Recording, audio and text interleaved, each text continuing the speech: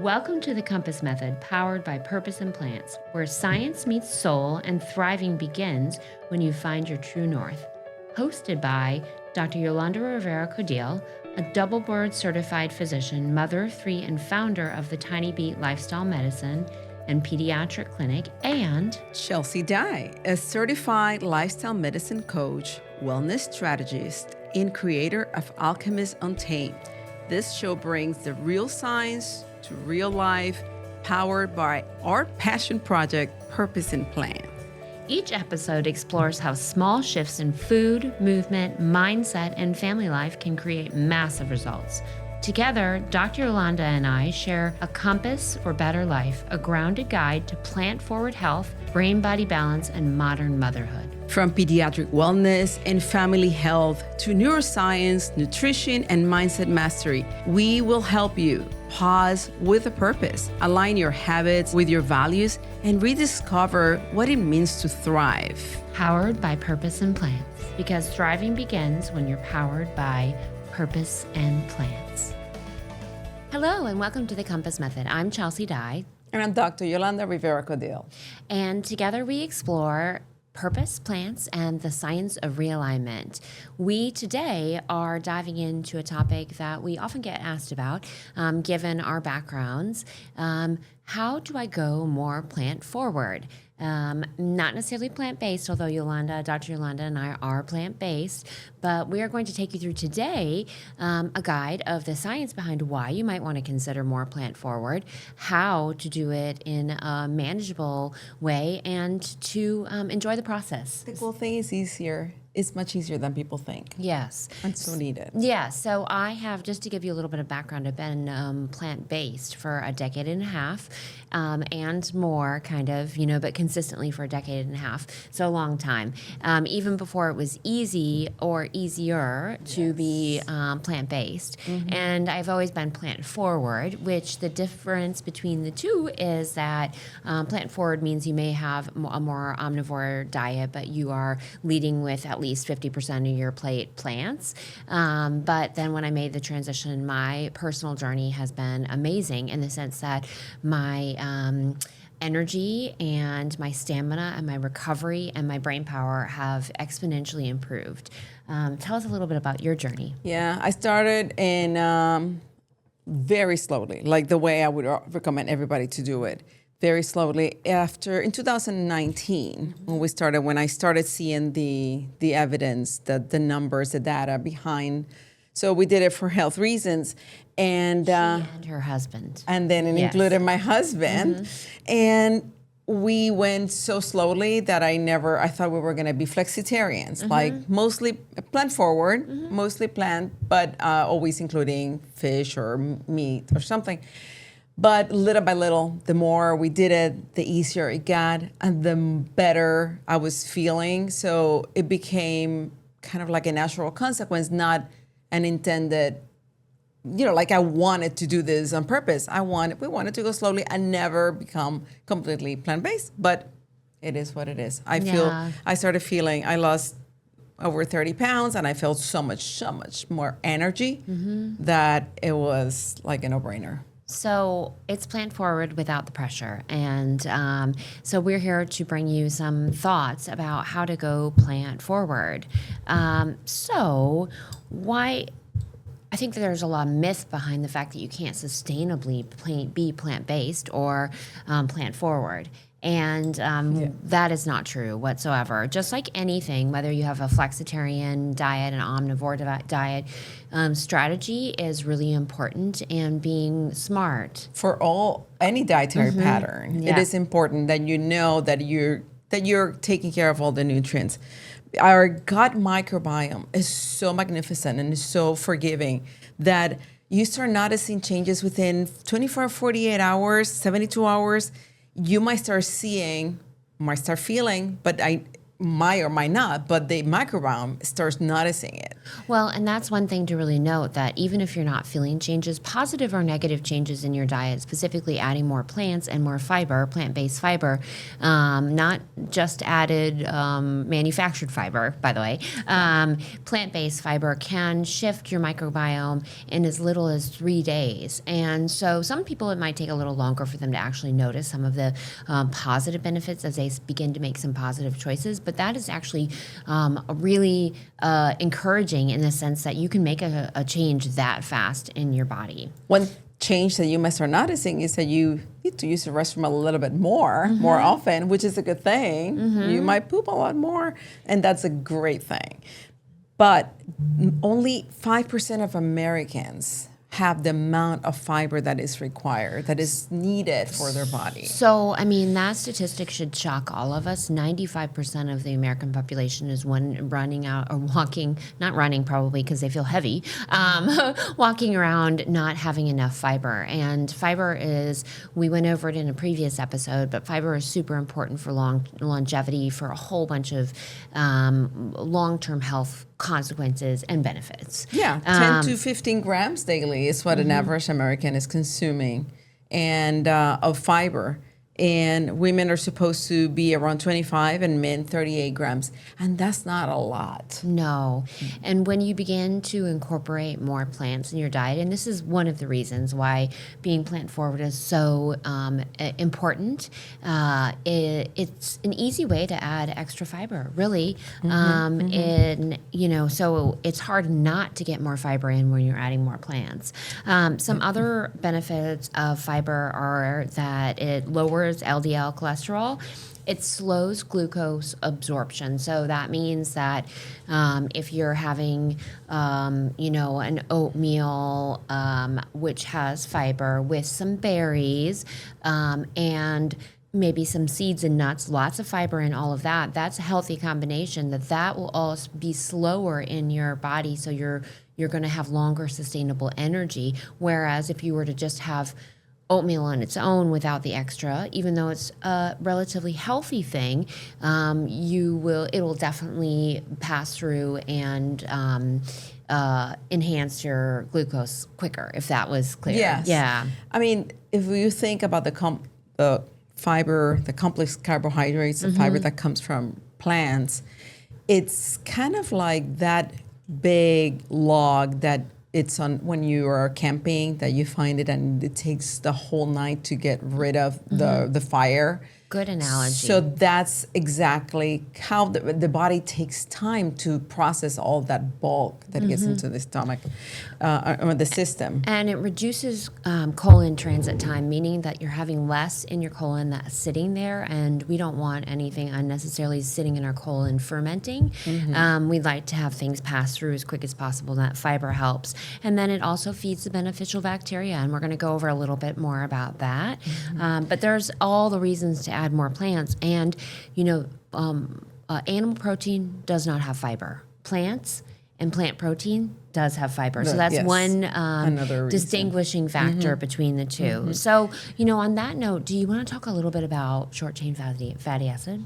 Okay, I was going to talk about something else. Oh, but yes, we're talking about the fiber. Yeah, so talk more about the fiber. I wanted to tell people, as a pediatrician, a lot of people have the complaint that my kids will not eat it. My kids will not eat fruits and veggies. That's out of the question. So one way to do it is you lead first. When the parents do it, it's easier for the kids to do it. Then you don't give up after 2 or 3 tries. You keep putting it, you keep exposing them without forcing them. You visiting volunteer community gardens. So they are exposed to these new things before you do your gardening in your house, for example, and then involving them in the kitchen and having fun with it. Those are things that you can easily do at home to increase the fiber in the house. Well, and I think one thing that you do bring up is if you have children or a partner or a house full of people, or if it's just you, oftentimes there's resistance going in. So even you personally might be resisting that. You have a recollection of what fiber or plants are from your great grandma Sadie's cooking of collard greens, and this is not your grandma's collard greens. There are so many different ways to enjoy them, and so that's one thing to sort of remember. And the exposure component is really important as well. So from a planting standpoint, well, I admittedly do not have a green thumb. But I try. A little container garden of herbs, even herbs, in your kitchen can be a really wonderful way to remind you to incorporate more variety, but then also to engage in the activity of growing. And the more we are connected to our food source, the easier it is to incorporate plants. And fresh herbs give such a punch to your meal that you might not need so much salt also. So it has more than one benefit. Well, and I think that brings in the point that we don't need all of the salt that we have in our everyday diet. And just as when you bring in, this is not in our script, but when you bring in a lot of other flavors, that comes when you bring in diversity, and specifically plant diversity, that can enhance the flavor without the preservative-laden spices or the extra sodium. And more nutrients. Yeah, and more nutrients, which is even more important. Yeah. Do you want to talk a little bit about short-chain fatty acid now? Which is the superpower of the fiber. This is one of the reasons. The only reason why we eat fiber is to increase to maintain our intestinal gut microbes happy. Okay, this is like not a forest. It's like a rainforest of a diversity of animals or organisms. And then what they eat is fiber. And when we feed them, in return, they give us their superpowers, which how called the kids, short chain fatty acids. And those improve, oh my goodness, the protection that they give is from the immune system to our mental health. It's tremendous what they do for us. So going back to the analogy of a rainforest inside your gut, so there are all these living organisms. And when you feed those living organisms a variety of different things, because different organisms within our gut have different needs. And so when you're having diversity in your diet, then you're feeding those organisms and they're all producing short chain fatty acids, but they can all kind of function in a slightly different way. So that's one thing to think. So diversity and adding a variety is really important for the overall health of your gut, and then the production of short chain fatty acids. So tell us a little bit more about what short chain fatty acids do. They strengthen the gut lining, protect against the leaky gut. They regulate inflammation.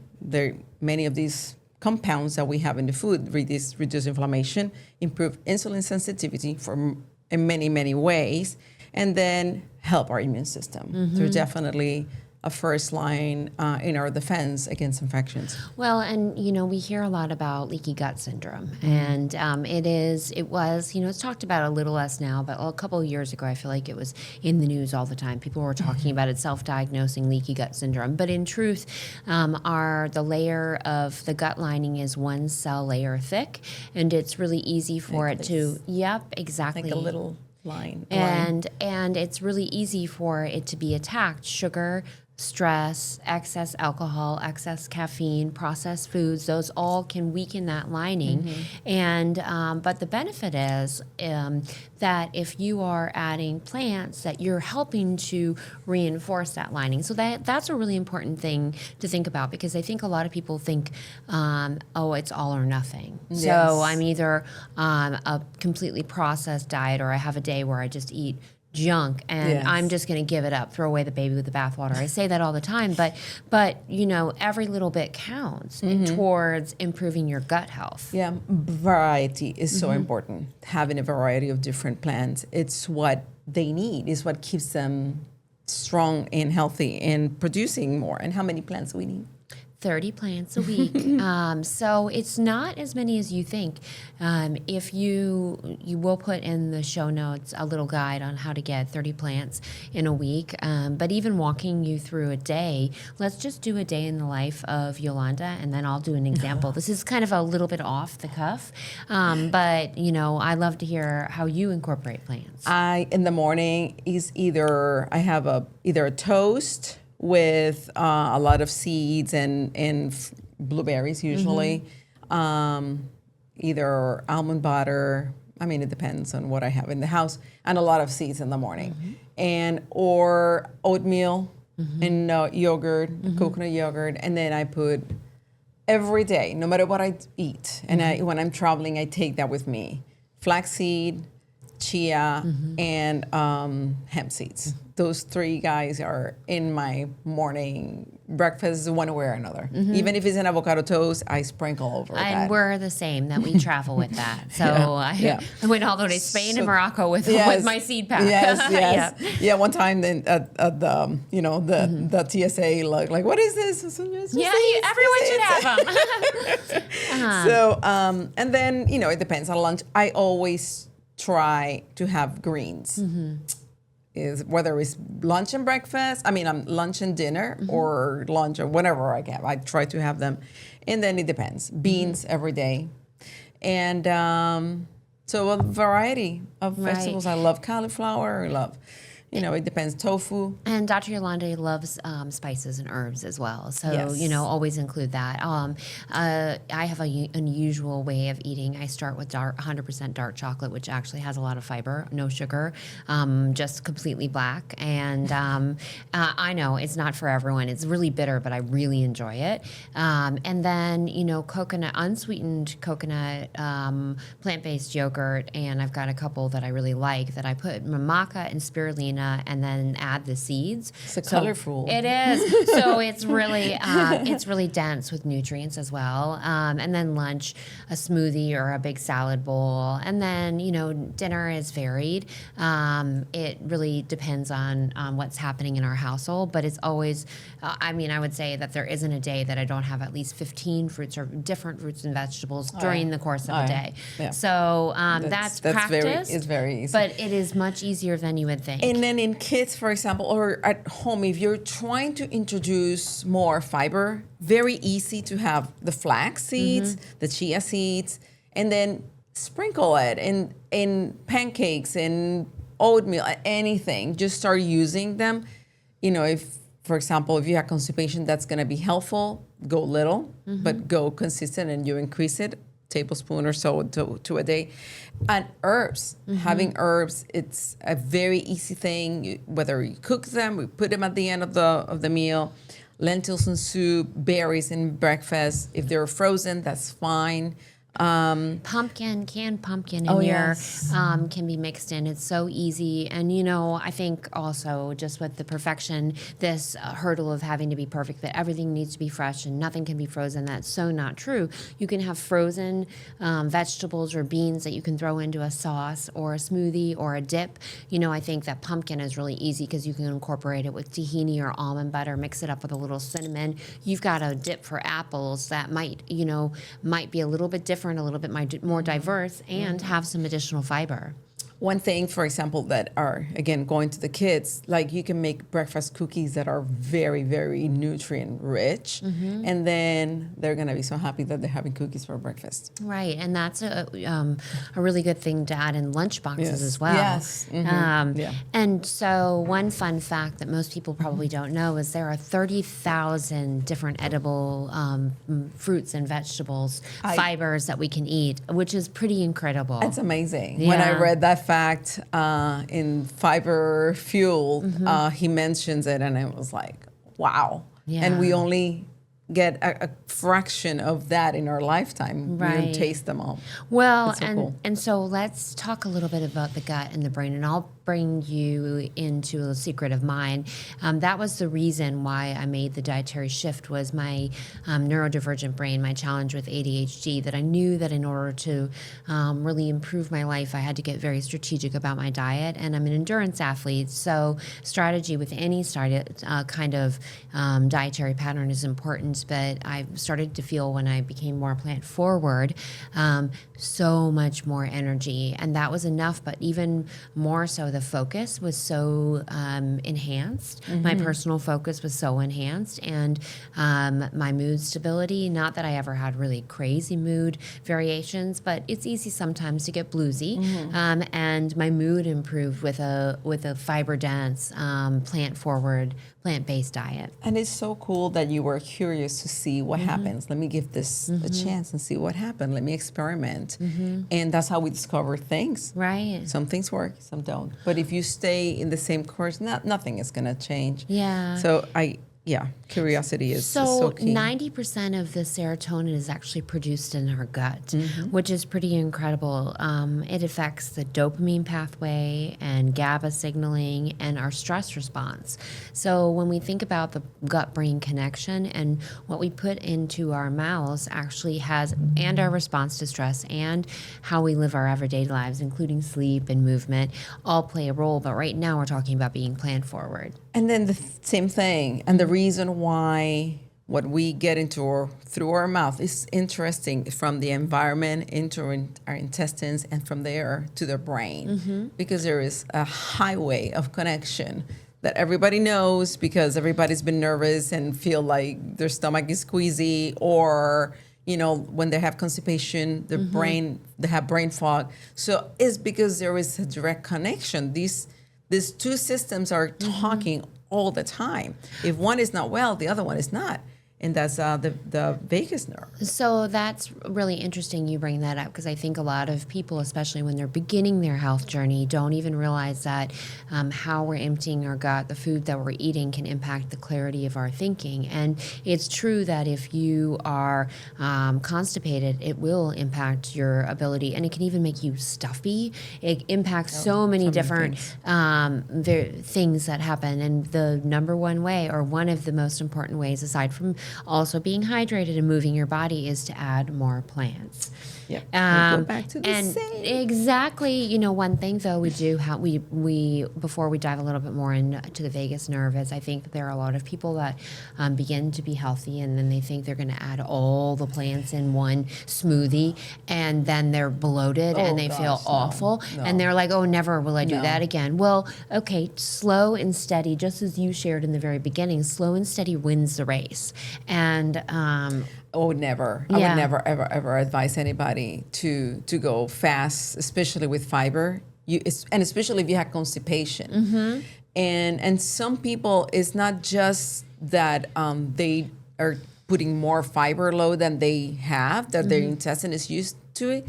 Sometimes is that the bacteria or the organisms are not used to that particular, like it's the case for beans, for example. Beans, They're like missing in action. The guy that is supposed to digest this is like, oh no, I'm dying here in a corner. Right. So you have to go very, very slowly with a little bit amount gradually, and then eventually your intestines recover and then reproduce these guys that are supposed to digest that bean. And lo and behold, you can enjoy them. Right, exactly. So the vagus nerve is vagus is similar to the word vagabond. It's a traveling nerve. Wandering. The wandering nerve that connects everything. It communicates with about digestion, inflammation, emotional regulation, autonomic balance, so our stress response, essentially. Those are all things that are connected to the gut and brain superhighway, and what we eat and the life we live, including all the holistic principles, can impact the health of that. So switching course a little bit, let's talk about protein. We have had a lot of conversations recently about protein, and you've probably heard a lot in the news from your health influencers in your Instagram feed about protein. So let's talk about the first thing. The first thing, I would like anyone to ask another person, to ask your doctor, how many people, the doctors that you talk in your life, how many people have you diagnosed with protein deficiency? Because in the United States, it's extremely rare. Very low. It's extremely rare. 1.2 to 1.6 kilograms per 1.2 to 1.6 grams of protein per kilogram of weight. So you can do the math. I believe, we'll have a little calculator in the bottom of these show notes of your own. That's not 1.2 to 1.6 grams per pound. That's kilogram. So look at your number. And those are the new recommendations. Yes, according to the new guidelines. So look at your number, and chances are you're probably far exceeding it. And admittedly, there are certain sects of the population, whether you're an endurance athlete or aging or a perimenopausal or menopausal woman, you might need a little bit more, but likely not the amount that you've heard you need. Most likely you need less. Yes. Most likely people are like the 0.8 recommendations from before, but the 1.2, 1.6 is more than enough. Well, and really then there's also this myth that you can't get enough protein on a plant-based diet. Oh, yeah. And that is, just as you were talking about the diversity and the things that you can add for more fiber, the amount of protein that's in, especially if you're bringing in diverse options, seeds and nuts that we were mentioning, the lentils, even kale has 5 grams of protein per serving. A little goes a long way, and when you add it up, it's pretty amazing how much you can get from plants. And the cool thing with the plant's protein is that you can kill 2 birds with the same stone. You can get more than 2 things. You can hit more checkbox in your wellness routine because you have the fiber, you have the protein, and you have the phytonutrients from these, and that by itself is just 3 things that come to mind. But that's in addition to the protein. You have protein, everything in a nutshell. And beans is a great example of that, lentils, and you can so easily incorporate. So there's also a conversation that plant protein is not complete protein and that animal protein is the only source. There's a lot of question around that. And, without diving too deep, because that could be its own episode about the quality of protein, diversity is really important, and understanding that just because the nutritional profile of an animal seems to have all the amino acids doesn't mean your body's digesting it in that way. And that a lot of the animal proteins are considered known carcinogens, especially the processed meats. And that's something that we have talked about. And inflammatory. Again, lentils, beans, edamame, tofu, tempeh, hemp seeds, chia seeds, pumpkin seeds, quinoa. Quinoa is such an oatmeal. I'm not a huge fan of oatmeal, but on a personal front. But I think when we think about different grains, that's really important. And when it comes to protein, to have the complete protein, that's when the variety comes. It's important that you want to have the variety, the different kinds of proteins, in order for your body to make them together into the whatever uses is going to use those amino acids for. Right. And, beans into soups, that's a good way to think about it. Greens on your sandwich with a hummus spread. Maybe seeds in your yogurt, like we mentioned, and berries. Hummus instead of a processed dip and we use hummus. There's a lot of other options as to how you can create a dip. Sneaking in the extra fiber in the vegetables. But chickpeas are known to have a good amount. And that's a hummus base. Chickpea, so hummus is essentially tahini and chickpeas and garlic and lemon and olive oil. Lentils in your pasta sauce, things that are not that difficult. Even a little immersion blender, which is not expensive. No, and that's very helpful. It is really helpful because there are a lot of people, me included, that have texture challenges. And so if you don't like any sort of chunky texture, there's still a way to incorporate that without. Yes. And I always think whether it's for adults or for kids, addition rather than subtraction. And this is how we were able to do it. We started adding more plants. Little by little, we were adding more. And then little by little, we were removing some of the stuff that that it wasn't good for us. Yeah. And that we didn't know it wasn't good for us. Right. Well, and that's right. And when the proof is in how you feel, because when you start to add little by little more, your energy begins to enhance. You become more full on plants. You're less inclined, especially if you're putting in first, to want the processed things afterwards, and the junk food. Although it's admittedly addictive, if you're starting with the plants and those plant-based fibers, it's you're less inclined. Yeah. And it's the beauty is like not just, for example, personally how I was feeling, but seeing my husband ditch his cholesterol medications and stuff like that. It was very powerful. That's like one of the things that make him like, okay, yeah, right, this is good. Well, and that is just part of why I feel like I'm so passionate about what the information that we talk about is. We don't always need a pill for an answer. Sometimes if you're persistent and you're educated in the way you go about it, you can heal yourself. Okay, yeah. That said, sometimes they're needed. Oh, Sometimes you need both. absolutely. Yeah, Yes. because it's not that the food was, for him it worked. For some people, they still need both, but still you might need a lower dose and you might need, like to continue for life, depending on the situation. Some people have their numbers are crazy high because of genetics. Right. And then you need them and there is no problem with that. The problem is that you might be doing your body and your arterius, your internal messengers of moving all these substances. So there is no less risk of cardiovascular disease along the line. But I am not against medication, but if you can get rid of them, the more, that would be with even better. guidance, yes, Yes. and that is her, with with your guidance. doctor. So the last little bit, we're running out of time here, Yes. but if we just want to quickly go over prebiotic and probiotic before we close it out. Yeah. So, You wanna prebiotic. go? Yeah, absolutely. I'm using my notes on some things that. So, prebiotic feed the good gut bacteria that we already have in our gut. So that rainforest, it's feeding what's in there. And probiotic is like adding extra.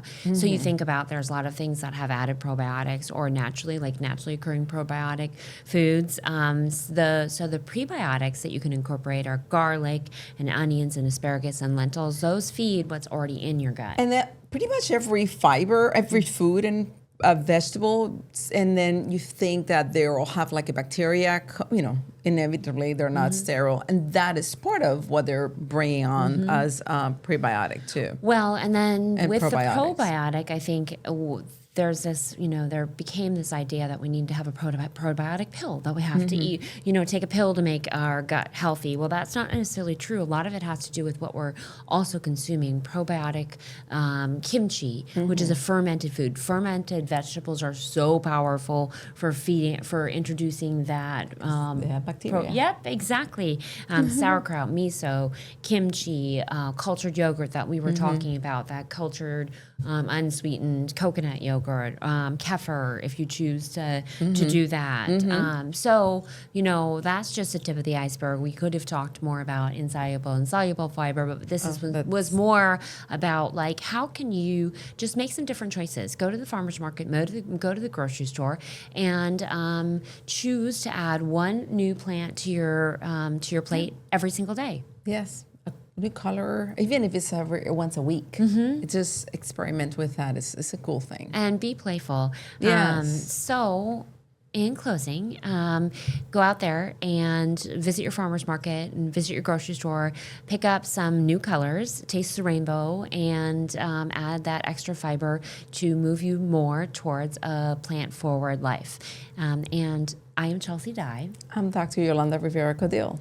And if you've enjoyed this content, visit our purposeinplants.com, which is our passion project. We have an academy and a community and lots of other free resources. And in addition, follow the rest of these podcasts and look in the show notes for more details on a few of the podcasts that we actually recommended or that we referenced, the previous ones. And send us your questions. We'll have an email at the bottom as well. Yes. Cheers to you. Stay curious.